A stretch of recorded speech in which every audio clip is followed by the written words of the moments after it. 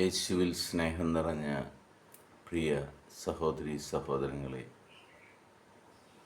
ദൈവനാമം മഹത്വപ്പെടുവാനും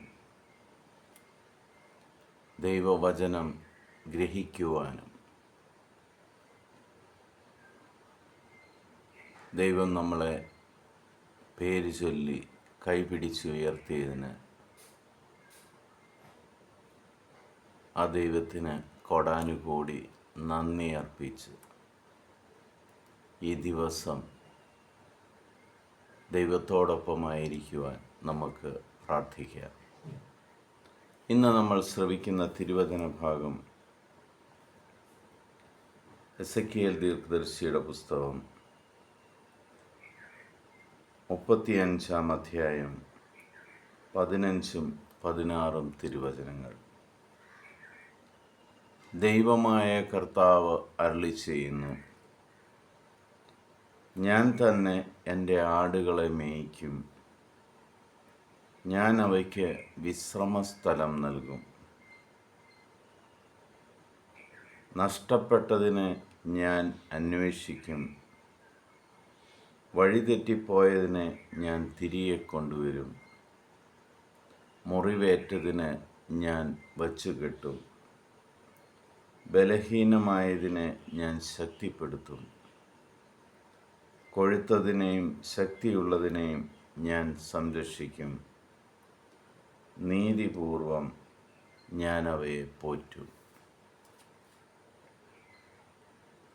ദൈവം നമ്മുടെ വഴികാട്ടിയായ,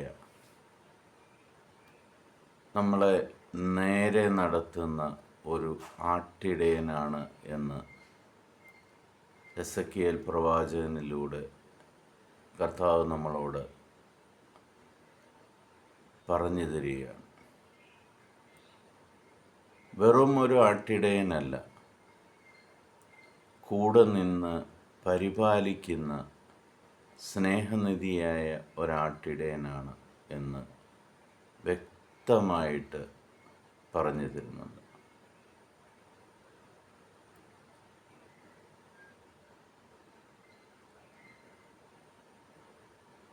നമ്മളെ നേരായ വഴിക്ക് നടത്തുകയും എവിടെയാണോ നമ്മൾക്ക് ഒരു വിശ്രമസ്ഥലം വേണ്ടത് അത് മുൻകൂട്ടി ഒരുക്കി വെക്കുകയും ചെയ്ത് അവിടേക്ക് കരുതലോടെ കൊണ്ടുപോകുന്ന ഒരു ദൈവം.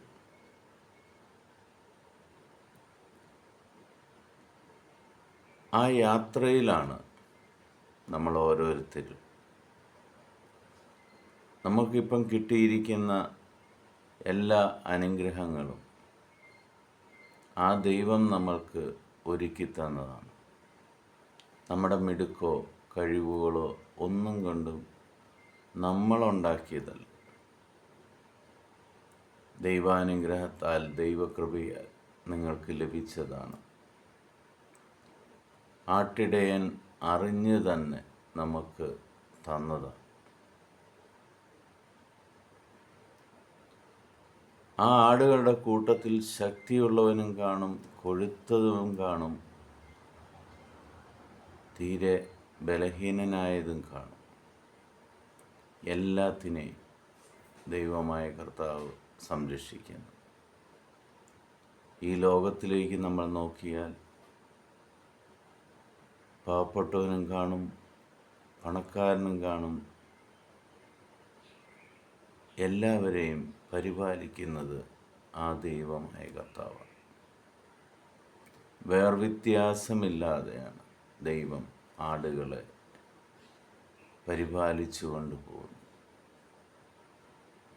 പ്രിയ സഹോദരി സഹോദരങ്ങളെ, ഒരുമയോടെ പരസ്പര സ്നേഹത്തോടെ നമ്മളെ നയിച്ചു കൊണ്ടുപോകുന്ന കർത്താവിൻ്റെ ഒപ്പം യാത്ര ചെയ്ത് നമ്മൾക്കും ഈ അനുഗ്രഹങ്ങൾ നേടിയെടുക്കാം. പിതാവായ ദൈവത്തിൻ്റെയും പുത്രനായ യേശു ക്രിസ്തുവിൻ്റെയും പരിശുദ്ധാത്മാവിൻ്റെയും കൃപയും അനുഗ്രഹവും സമൃദ്ധമായിട്ട് നിങ്ങളുടെ മേലും നിങ്ങളുടെ കുടുംബത്തിൻ്റെ മേലും ഉണ്ടാകട്ടെ. യേശുക്രിസ്തു നിങ്ങളുടെ ഭവനത്തിലേക്ക് കടന്നു വന്ന് ആ ഭവനത്തെ വിശുദ്ധീകരിക്കട്ടെ. നിങ്ങളെ ഓരോരുത്തരെയും വിശുദ്ധീകരിച്ച് ദൈവത്തിൻ്റെ മക്കളാക്കി മാറ്റട്ടെ. ഈശോയുടെ സമാധാനം എപ്പോഴും നിങ്ങൾക്കും നിങ്ങളുടെ കുടുംബത്തിനും ഉണ്ടാകട്ടെ. നിങ്ങൾ ആഗ്രഹിക്കുന്ന ഏത് കാര്യവും യേശുക്രിസ്തുവിൻ്റെ സഹായത്താൽ നിങ്ങൾക്ക് ലഭിക്കട്ടെ എന്ന് പ്രാർത്ഥിക്കുന്നു.